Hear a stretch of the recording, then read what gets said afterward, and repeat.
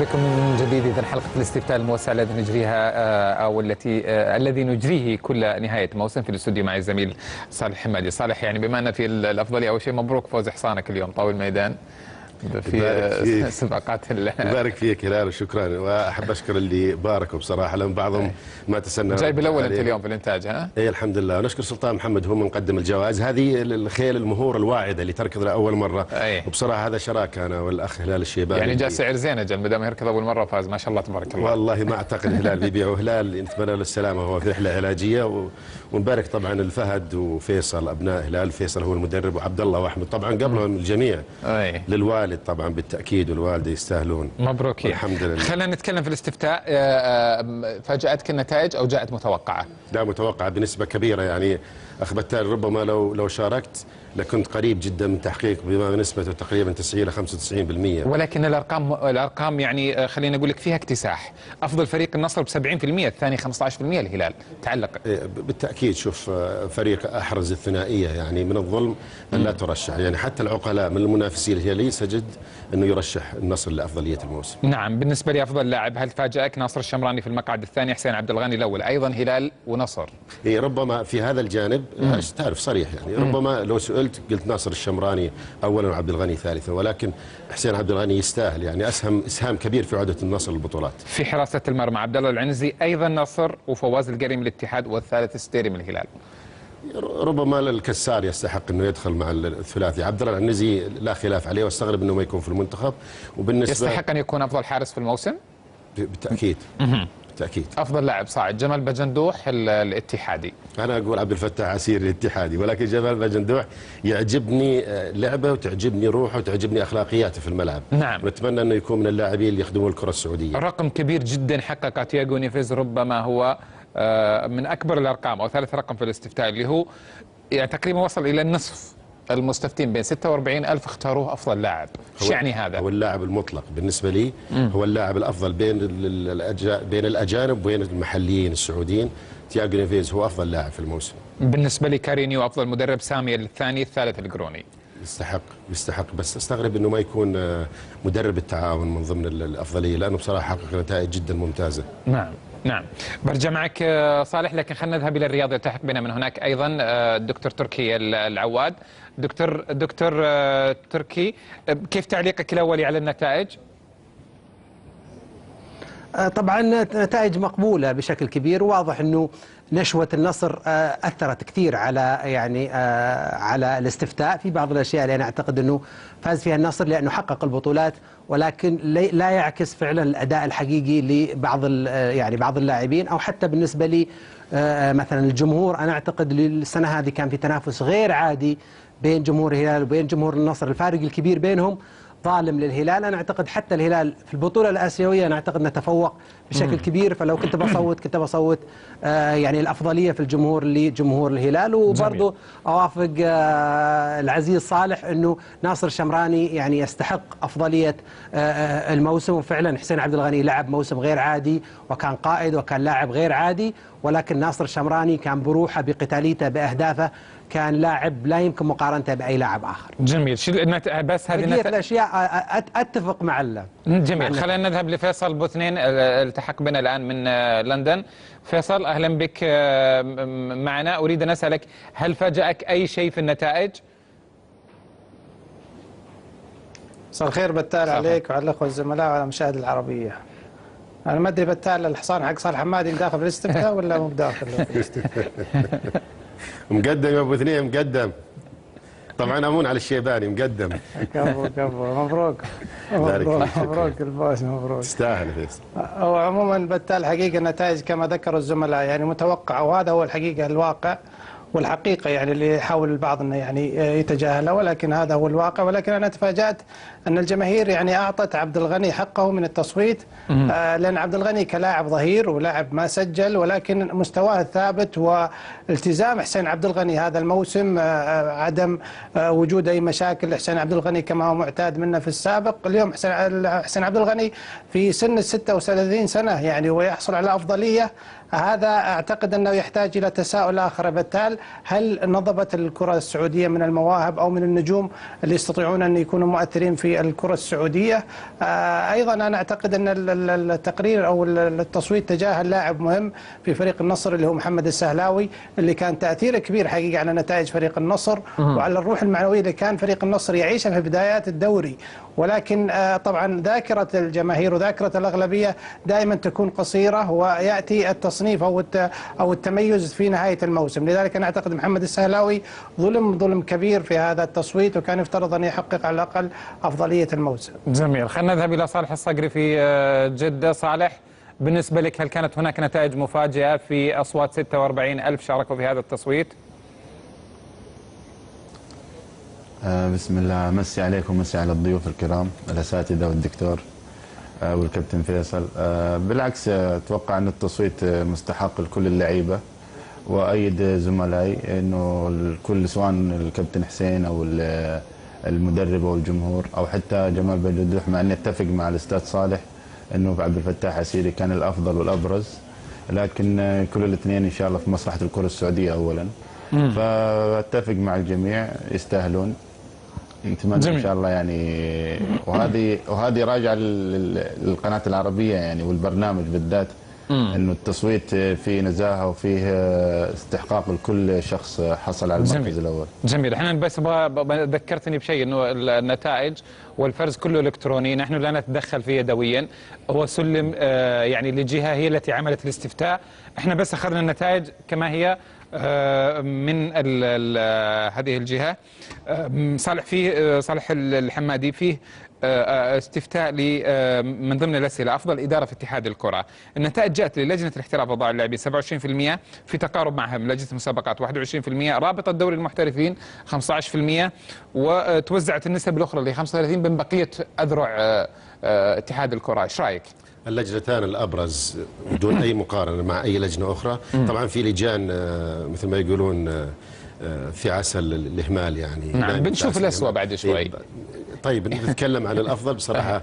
هما هاتان اللجنتان هما الأفضل في الموسم، باستثناء لجنة الاحتراف كان ممكن نعطيها 100% مثل لجنة المسابقات، باستثناء عندما جاء مثلا نقل المباراة بالنسبة للمسابقات، مباراة النصر، التعاون النصر من بريدة إلى، ولكن فيها تدخل جهات خارجية من ناحية الدفاع المدني. وفي هذا الجانب موضوع الجبرين، في اعتقادي أنه لجنة الاحتراف كانت مش سميها يعني فشلت ولا نجحت؟ لا لم تنجح في معالجتها. حاولت انها يعني مثل طبقت المثل اللي يقول الظلم على الجميع عادل مساواة، وهو هذا ما هو حقيقة. مفترض بصراحة، شوف أنا متعاطف جدا مع الجبرين، أقدر الظروف الأسرية والآخري، ولكن نادي الرائد تحديدا لم ينصف في هذا الجانب. جميل. طيب خلينا نروح للدكتور تركي، وهو كثير يكتب عن في مقالاته دائما وينتقد إدارات الأندية. بالنسبة لأفضل مجلس إدارة النصر، الشباب، الهلال، وتوزعت النسبة الباقية 8% على بقية الإدارات. تعليقك دكتور؟ طبعا منصفة بكل تأكيد. أنا أعتقد إدارة النصر السنة هذه عملت عمل غير عادي، ويعني سبقت الفرق الأخرى. يعني تكلمنا كثير عن الأداء يعني استقطاب كثير من اللاعبين اللي أثر على فريق النصر وخلى النصر يعني يختصر عشرات السنوات ليلحق بالشباب والهلال والاتحاد اللي كانوا ل20 سنة يسيطرون على هذه البطولات. فأنا أعتقد أنه عمل ليس فقط على هذه السنة، ولكن أعتقد أنه عمل جبار خلى النصر يرجع من جديد للبطولات، فيستحقونها بكل تأكيد. وما في أحد يعني أي إنسان شاف المجهود اللي سواه الفريق النصراوي السنة هذه يمكن يبخس الإدارة النصراوية حقها، فأكيد أنها تكتسح. جميل. خلينا نذهب لفيصل بوثنين في لندن. فيصل، في سؤال مهم جدا في الاستفتاء كان عن أفضل لاعب صاعد. النتائج: جمال بجندوح 30%، محمد كنو الاتفاق 22%، سلطان الدعية. المراكز الثلاثة الأولى سلطان الدعية طبعا 16%. هذا من أهم الأسئلة ومن أهم الأشياء اللي ممكن تكون دافع للاعبين. هل جاءت الخيارات منطقية بالنسبة لك أو خلت من أسماء؟ والله بتال، طبعا احنا يعني في مسألة اللاعبين الصاعدين يجب أن نفصل. يعني جمال باجندوح لم يتألق إلا في آخر مباريات تقريبا، خلينا ناخذها مع نهاية يمكن 10 مباريات مع فريق الاتحاد. بدأ جمال باجندوح يكون لاعب مؤثر في الفريق ويكون له تأثير الفني. إذا بناخذ بالمجمل بالتالي احنا كما ذكرت وانت تعرف رأيي هذا سابقا يعني عن مسألة الفرق الأولمبية. الفرق الأولمبية قاعدة تعطل الكرة السعودية وتعطل المواهب عن الكرة السعودية وتضر الكرة السعودية. لذلك أنا ضد فكرة الفرق الأولمبية لأنها فعلا عطلت لاعبين شبان كان يفترض أنهم يتوزعون بين الأندية ويرتفع مستوى الأندية. أيضا ما يكون اللاعب الشباب في أنديتهم إما أن يكون لاعب أساسي ويبحث عن الأفضل أو أن يتجه إلى نادي آخر ويكون بروزه في نادي آخر. لذلك بروزه وقلة اللعيبة المواهب الشباب اللي الموسم هذا برزوا. لذلك لو تلاحظ الأفضلية ذهبت الحسين عبد الغني، ذهبت للعيبة اللي كانوا يعني افترض أنهم كانوا معتزلين ولكنهم أصبحوا الآن من أفضلية. وهذا دليل على أن الكرة السعودية حتى الآن لم تقدم المواهب القادرة على النهوض أو الاستمرارية للكرة السعودية في مواسم قادمة. لذلك أنا يجب أن نتوقف عند هذا السؤال بتال كثيرا ونضع العديد من الاستفهامات والتساؤلات حول غياب هذه المنهجية. هل ضعف الأجهزة التدريبية في الأندية في الفئات السنية؟ هل الفئات السنية والمسابقات لم تقدم مواهب وتقدم حلول لكي يكون هناك مواهب؟ لذلك هذا السؤال حقيقة بالتالي سؤال عريض وكبير جدا يشمل حقيقة مستقبل الكرة السعودية يجب التوقف أمامه وإيجاد الحلول له. جميل. صالح الصقري ضيفنا الرابع من جدة. عن المدربين صالح، كارينيو، سامي الجابر، خالد القروني، نسبة فارقة كبيرة لصالح كارينيو، كيف تعلق؟ أكيد ما في اختلاف، يعني الكارينيو قدم مستوى أو قدم موسم كبير وحقق فيه بطولتين وظهر النصر بصورة يعني مختلفة. لكن سامي طبعا الوصيف وكان أول سنة تدريب، حقق إيجابيات كثيرة، المركز الثاني، لعب على كأس ولي العهد، تأهل كأس آسيا. لكن أنا أختلف مع التقرير بخصوص الكابتن خالد القروني. أنا أتوقع مدرب التعاون كان يستحق أن يكون موجود مع الاستفتاء وأن يكون أحد المراكز الثلاثة، يعني الثاني أو الثالث. خالد القروني احنا شفنا النتائج وحتى جاء على آخر الموسم. صحيح. النتائج يعني كانت ممتازة بس ما كانت هي اللي شفنا. فريق التعاون صحيح كان المركز الثالث وقدم مستوى كبير هذا الموسم. طيب الآن بينضم لنا من المنامة أخيرا زميل مسلي المعمر، هو واحد من الضيوف الخمسة الثابتين للبرامج الرياضية في العربية. مسلي أهلا بك معنا، يلتحق بنا الآن من البحرين. مسلي، نعم اهلا مسلي. صباح الخير. يعني ابغى اسمع رايك، ما سمعناه من البدايه بشكل عام عن الاستفتاء. 46,000 مشارك، فيه اكتساح كبير لبطل الثنائيه على اهم الالقاب. طبعا انا اهني الجميع في البرنامج على العينه والشريحه الكبيره جدا. 46,000 اذا اخذناها بمقياس الاحصاء عينه كبيره جدا، ومن النادر ان يتم يعني طبعا هذا خلال 24 ساعة بس، ترى يعني مو باسبوع، هذا 24 ساعة بس. احنا حددنا 24 ساعة منعا لتوجيه الإجابات والحملات المنظمة اللي قد تدخل في الاستفتاء. والمعروف ان كلما يعني كبر حجم الشريحه المستفتاه او المستطلع رايها كل ما قلت نسبه الخطا. انا كنت يعني كان عندي هاجس ان يعني العاطفه تدخل يعني في جوانب الاختيار.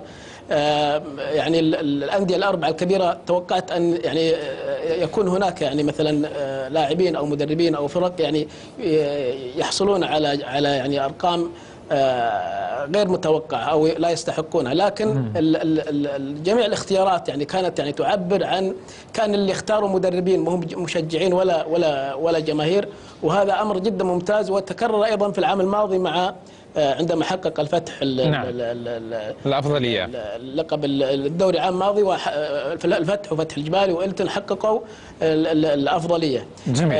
طبعا إذا قسناها بمسألة الشريحة الكبيرة، الأرقام جدا يعني أنا الليلة شعرت أني 46,000 شخص مو شخص واحد، كأن الاختيارات يعني مجمع عليها مدربين وليس مشجعين. جميل. صالح في الاستوديو هنا، يعني ما لاحظت شيء على الاستفتاء؟ في شيء مهم ما لاحظته، خليني أقول لك أنا. تفضل. في قائمة الأفضلية فريق مهم غير موجود إطلاقا اللي هو الأهلي. اشوف ما استغربت هالشيء؟ يعني لا موجود مع المدربين ولا اللاعبين الاجانب ولا افضل مجلس اداره ولا افضل لاعب سعودي ولا صاعد ولا حارس ولا اي شيء. لان الاهلي بصراحه شوف بقدر ما فرحنا بعوده النصر نتاسى كمحبين للكره السعوديه باركانها قاطبه، وبالذات الاركان الاربعه والخمسه اللي تقوم عليها الكره السعوديه. وضع الاهلي بصراحه انا اعتقد انه نوع من اللا توفيق، اللي مهما صرف ومهما عملوا ومهما كذا ما يوفقون. يعني غيابه غريب ولا مش غريب؟ الا جدا جدا مستغرب. لا غيابه عن الاستفتاء، يعني موسمه كان متوسط لهالدرجه انه لا يظهر. بالتالي خلال 24 ساعه يعني كل ساعه يشارك تقريبا 2000. تتوقع جمهور الاهلي يعني متحمسين هم يتابعون الاستفتاءات او كذا؟ ما عندهم شيء حتى بالنسبه لهم، يعني ما هنا الحافز الكبير. اكبر حافز كان موجود لدى النصراويين بحكم انهم الابطال، الشبابيين الهلاليين والاتحاديين بحكم ان النتائج، دائما النتائج المفرحه تجعل الجميع يبتهج، الجميع ما في شك، الجمهور بالذات بالحضور او المشاركه في مثل هكذا استفتاءات. جميل.